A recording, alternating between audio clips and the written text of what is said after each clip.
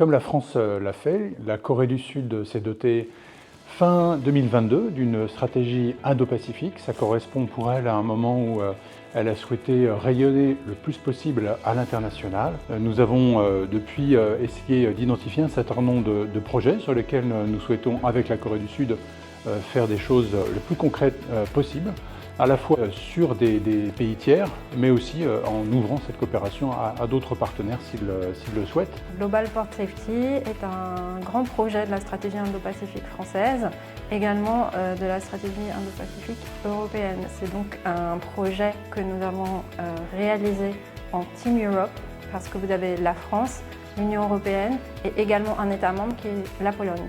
C'est une initiative de la DCSD qui, il y a un peu plus d'un an, a contacté Expertise France pour rejoindre l'équipe France et travailler ensemble avec l'Union européenne sur ce projet qui va durer 4 ans et qui est financé à hauteur de 6 millions d'euros par l'Union européenne, 720 000 euros par la DCSD, qui fournit également la mobilisation de 2 coopérants à temps plein sur le projet.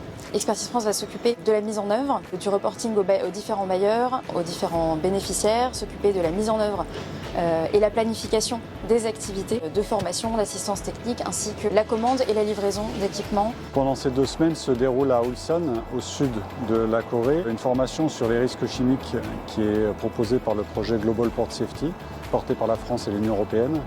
Et participent donc à cette formation 8 pays de la zone d'Asie du Sud et du Sud-Est. Les Coréens vont enseigner à ces différents participants d'Asie du Sud et du Sud-Est les différentes techniques pour intervenir donc sur les accidents chimiques, les manières de porter les tenues de protection individuelle, les manières d'utiliser les équipements spécifiques pour ces types d'interventions.